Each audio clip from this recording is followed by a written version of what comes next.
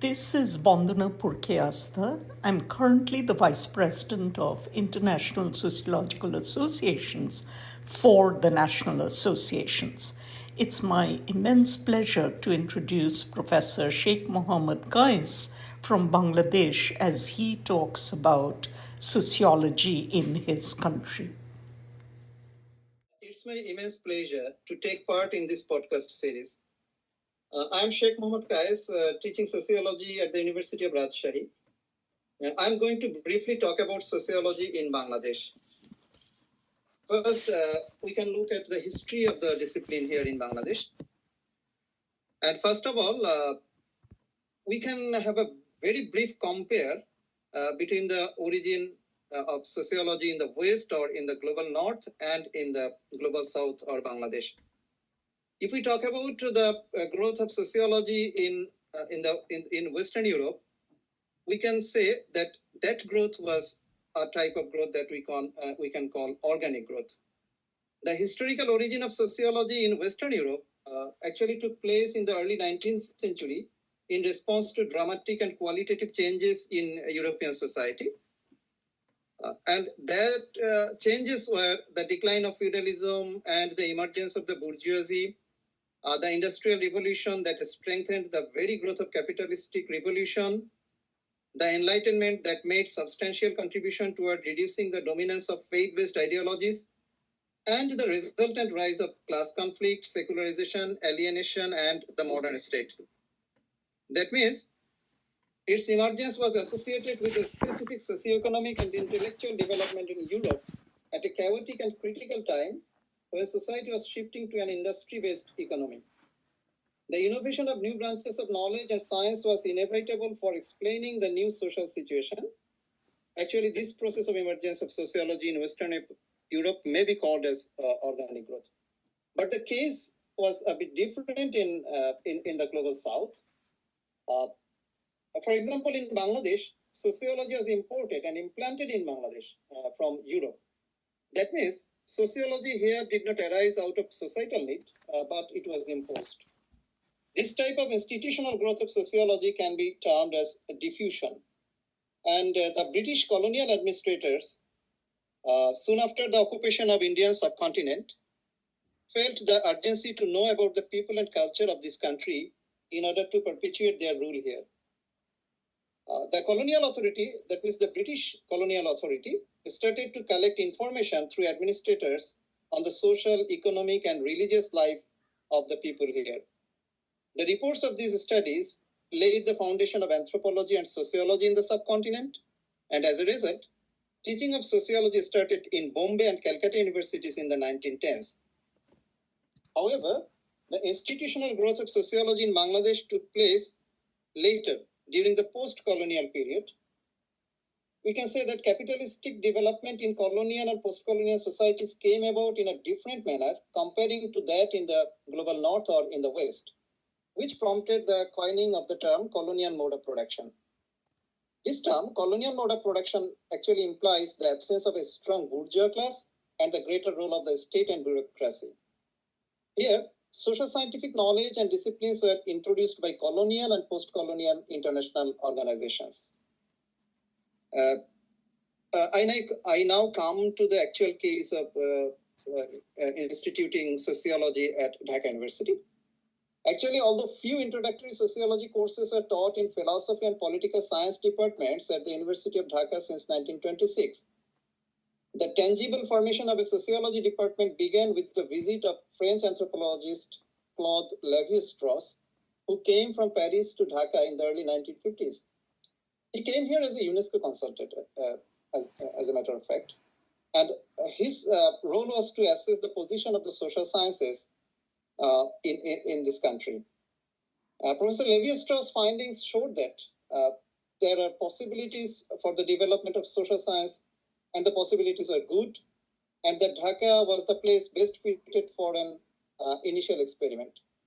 So that was a brief historical focus. And now I come to the initial focus or initial area of research in Bangladesh sociology. At the initial stage, a number of sociologists in Bangladesh received training in European institutes, not in American institutes. So they were thus inclined to historical and social anthropological approaches. For example, Professor A.K. Nazmul Karim, who is the founding father of sociology in Bangladesh, he opined that historical, anthropological, and philosophical methods are more suitable than statistical or empirical techniques for studying a tradition-bound or agrarian society like Bangladesh. And he declared, Professor Nazmul Karim declared, sociology must be social anthropology in the context of our country, at least for some years to come. So we can say that initial focus of sociological research was on some village studies, emphasizing on class structure and social stratification in rural Bangladesh. Now, sociologists and theoretical contributions. A number of sociologists offered conceptual theoretical contributions in sociology, especially in the context of Global South or of South Asia or of specifically Bangladesh context. So I will mention 3 or 4 conceptual theoretical contributions by Bangladeshi sociologists. First, class as a psychosocial grouping.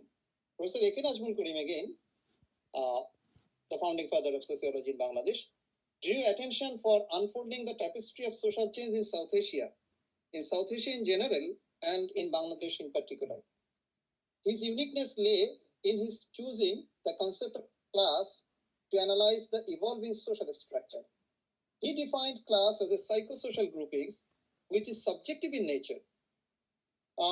It can be noted here that unlike materialist conceptions, Professor Karim does not explain class in terms of economic characteristics. It means once belongingness to a group is developed by members, they then act collectively to promote their group interest. Eventually, the social structure functions as the outcome of and interrelationships among such groups. Group interest may include both material and non-material ones. For example, a faith-based group acts to promote its ideology by attracting new members. Professor Karim referred to a number of such groups that came into existence during the British colonial period. For example, he mentioned trade unions, chamber of commerce, or the peasant associations. These entities, according to him, engaged in promoting group interests, also furnished in turn the political context that led to the nationalist movement against the British colonial forces. In this regard, we can say Karim's formulation of the concept of class applies in colonial India. The working class could not emerge as a force to commence class politics in the material sense with the goal of social transformation, implying the absence of subjective consciousness that could bring about such cohesive bonding. On the other hand, most other classes could mobilize onto the national platform, engendering homogeneity through their subjective appreciation of bringing an end to the British colonial rule. Thus, class he identified as a psychosocial category, not an economic category. Now I come to the second conceptual contribution by a Bangladeshi professor. I come to the elite conceptualizing elite conflicts by Professor Rangolal Sen. Professor Rangolal Sen of Dhaka University, he also deserves attention on this regard for his concepts' sociological significance.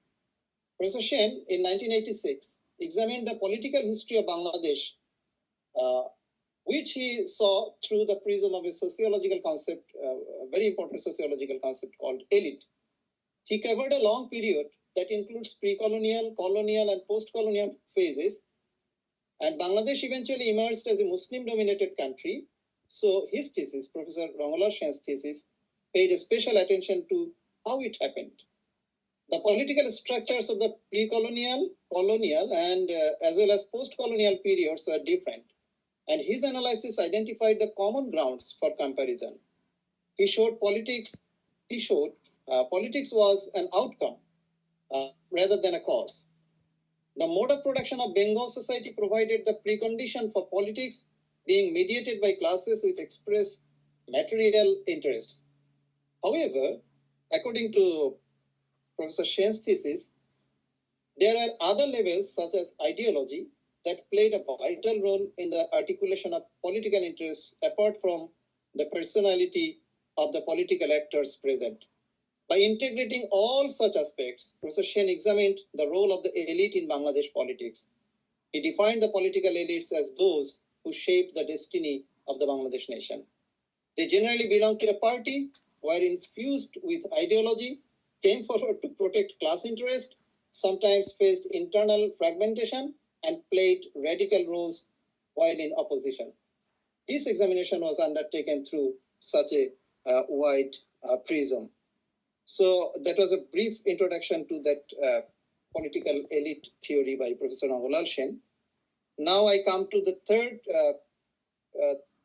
theoretical contribution by Dr. Khurshid Alam.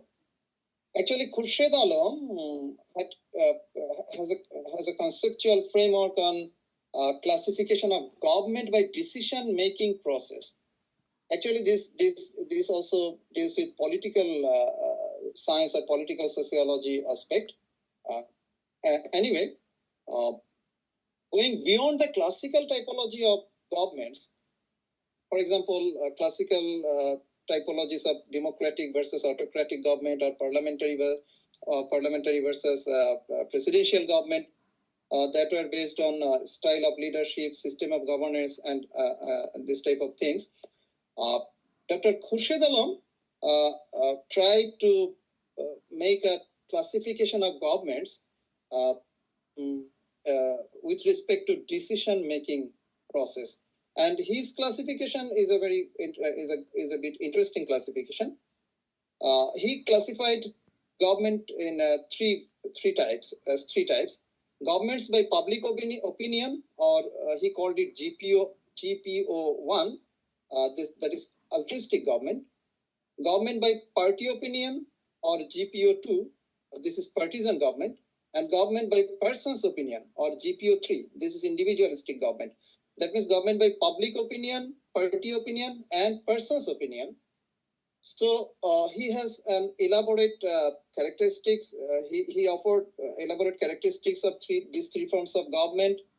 For example, the government by public opinion, or GPO1, is run by people's opinion. That is, under which system each of the activities is pursued as per a desire of the people. It mainly possesses the universal features of the absolute democratic form of government. On the other hand, GPO2, that means government by party opinion, is of that type when predominantly all activities are done in compliance with narrow party point of view or partisan view. In some countries, there are governments run by single party, which may be called ruled by one party. And finally, the government by person's opinion, or GPO3, is of that type where government is run only by a single person's wish and whims, predominantly ignoring people's aspiration. This type of government may be called as autocratic form of government or rule of one man. Dr. Khurshid Alam also talked about vicious cycle of the government's change and also means and methods of setting GPO1. GPO1, the government by public opinion or altruistic government. So he has an elaborate thesis, theory on this. Now I come to theorizing the fourth type of conceptual theoretical contribution by Bangladeshi sociologists, and this is theorizing Southern sociology. Actually, I myself offered this type of theorization. The fundamental contribution of Sheikh Mohammad Qais in the theoretical analysis of the development of third world sociology is the introduction of the concept of hybrid sociology, which has already been appreciated in the international sociology circles. He first presented this new theoretical concept at a meeting at the International Sociological Association held in Taiwan in 2009. He compares the dependence of sociology of the global south to a hybrid state. According to him, hybrid sociology is a sociology in which theory or research methods are taken from one sociological tradition while data are collected from another tradition. The new hybrid sociology that emerges out of two sociological streams can be considered as a crisis. Such a critical situation is a common picture in the social sciences of the global south. Peripheral sociology in Asia, Africa, and Latin America advances based on theories and methods developed in core countries in Europe and North America. By taking sociology in Bangladesh as an example, Professor Qais shows that if the following four socio-psychological characteristics, that means there are four types of characteristics, if these characteristics are noticeable in a society and among the intellectuals of the society, hybrid sociology emerges in that society. The four characteristics are academic dependency, syndromes of captive mind, colonized or post-colonized society, and marginalized position in the global division of labor in the social sciences. As a result of the academic and administrative degeneration in the universities of Bangladesh, the country's sociology has reached a hybrid state, immersed in various crises associated with the nature and identity of the discipline, teaching, learning, research, and socio-structural constraints. In order to make Southern sociology, or sociology in Bangladesh in particular, a self-reliant sociology, these crises need to be overcome and addressed. So now, after some conceptual theoretical contribution by the Bangladeshi sociologists, I come to the areas and issues Bangladeshi sociologists are addressing in their research projects nowadays, currently. At present, there are separate sociology departments operate in 11 public and 17 private universities in Bangladesh. Also, there are minor courses on sociology in almost all general, technical, specialized public and private universities. Actually, the contributions of sociologists in Bangladesh can be grouped in three broad fields. That means presently, they are contributing in these three areas: sociological research, public sociology, and sociological activism. Very briefly, I am going through these three areas. First one, sociological research. If we look at sociology as a commentary on society, then we find that Bangladeshi sociologists move around the country, see the society as it works, and then try to reflect on or comment on or engage with the actual society they have seen. Thus, sociologists in Bangladesh as a part of Southern academia have focused on numerous local and developmental issues and areas in their studies. These areas include village studies with an emphasis on rural poverty, rural transformation, and rural development, microcredit and microfinancing with an emphasis on social impacts and poverty alleviation, family studies with an emphasis on the changing structure and functions of family, political culture and political elites, health and demography, environment and climate change with an emphasis on vulnerability and resilience, social movements, and sustainable development goals, among others. That means there are other issues, but these are the major issues that Bangladeshi sociologists are researching on. Second category of contribution is public sociology. Public sociology, as defined by Professor Michael Burroy, is a sociology that seeks to bring sociology to publics beyond the academic, promoting dialogue about issues that affect the fate of society. Expanding public sociology helps the discipline gain ground among the people, especially by taking sociological knowledge to the masses and by eradicating misconceptions about sociology. In Bangladesh context, public sociology flourished through a large number of sociology graduates from major universities who were and are constantly active in various public sector offices and organizations. They offer policy guidance to their organizations. They lead diverse movements for national and global justice, such as movements for the empowerment of women, environmental justice, human rights, labor rights, indigenous rights, land rights, and other types of civil rights. Third area, sociological activism. As a matter of fact, many students and teachers of Dhaka and Rajshahi universities actually fought in the liberation war of 1971. So sociology graduates were involved with all pro-people movements during and post-independence periods. A very recent example of activism of sociology graduates is the 2024 quota reform movement, just a couple of months from now, that eventually led to the overthrowing of a long-term dictatorial rule. This movement literally emerged out of a small group of activist students of the sociology department at Dhaka University. This is very interesting.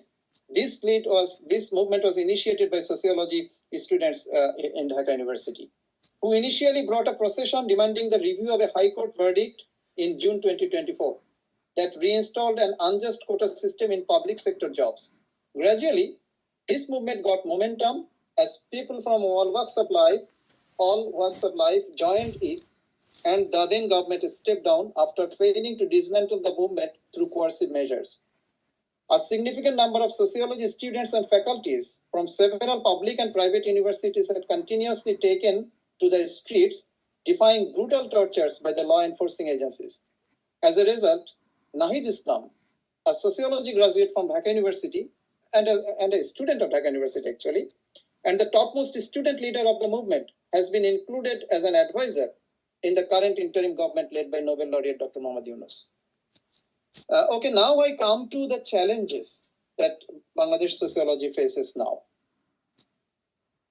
Actually, sociology in Bangladesh is confronted with numerous challenges despite its potentials, both from perspectives of the logic of science and the establishment of science. If we talk about logic of science, that means the philosophy of knowledge. Logic of science includes the philosophy of knowledge that underlies the scientific enterprise, involving its theories, methods, and ethics. We can talk about incoherence between Western theory and Bangladeshi social context. Confronting the North Atlantic domination or Eurocentrism and relying on the uncritical imitation of theories and methods from the global North, sociology departments in Bangladesh are burdened with full of theoretical courses adopted from international literature, ignoring Bangladesh society's real needs.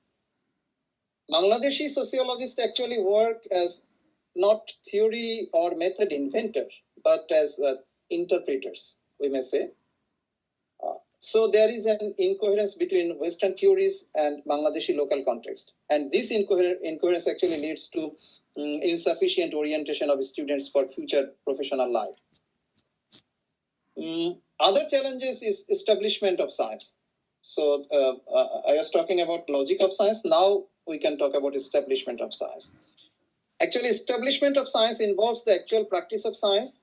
That means the social, economic, political, and cultural institutions that support it, the research centers that support it, and the scientists themselves. All these are part of establishment of science. So establishment of science is a very crucial part of practicing the practice of science. Contextualizing of curriculum should be included in the revision process. In this context, course teachers can exercise freedom in crafting their particular courses by formulating new subject matter and by deconstructing received history and wisdom of Eurocentric social sciences. Second pathway can be dissemination of sociological research and knowledge. The people of Bangladesh are not aware of whatever sociological research and knowledge production is taking place in Bangladesh. An effective link should be built between the academic sociological community on the one hand and industry, business, and the government on the other hand. Different groups of stakeholders in society should be equally informed that the skills and ideas the students learn from sociology can be applied to countless policy and applied level fields and areas, including governance, environment, engineering, medicine, sports, media, and so many. Third recommendation would be applied sociology as a problem-solving tool. Taking applied sociology as a problem-solving tool. Sociology can survive and progress against all odds if it is capable of producing its cognitive value and market or commodity value equally. In order to balance between these two values, sociology needs to create its practical value. By default, sociology is adept to addressing any micro or macro social problem. This is the time, or now is the time, to focus on application of its knowledge to solve social problems. And we not just focus on problematizing the issues, but we should focus on addressing or solving those problems. Society wants the problems solved.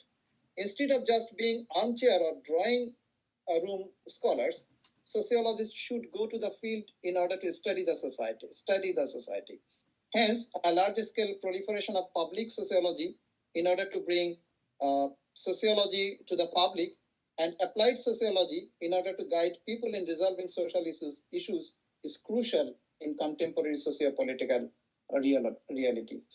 As an applied sociologist, the sociologist's job is to develop a methodical assessment of the problem, given the needs and goals of the client.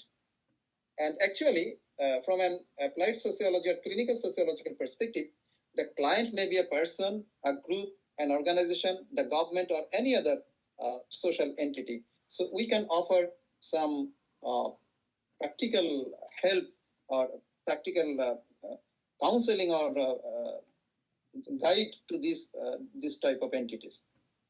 Finally, self-reflexive sociologists and sociological associations. Sociologists need to be self-reflexive in the way they should map the current and projected terrain of research and education of sociology.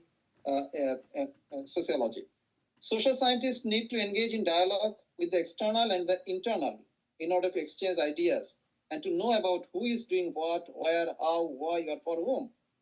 Seminars and conferences could provide useful avenues for learning about the functional problems encountered by the discipline in local, national, regional, and global context. Through this, sociologists can find the sociology of backwardness of sociology and can devise plans of action. The creation of a vibrant national sociological association, or the establishment of a vibrant national sociological association in Bangladesh can make the above things easy. This concludes the current session of the series Sociology in Different Countries and Regions of the World, inspired by the work being done by the International Sociological Association.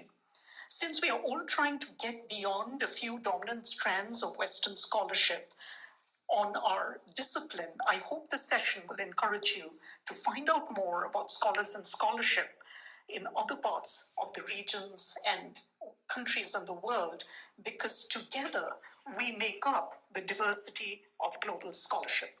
Signing off, this is Bondana Purkeyastha, Vice President, ISA.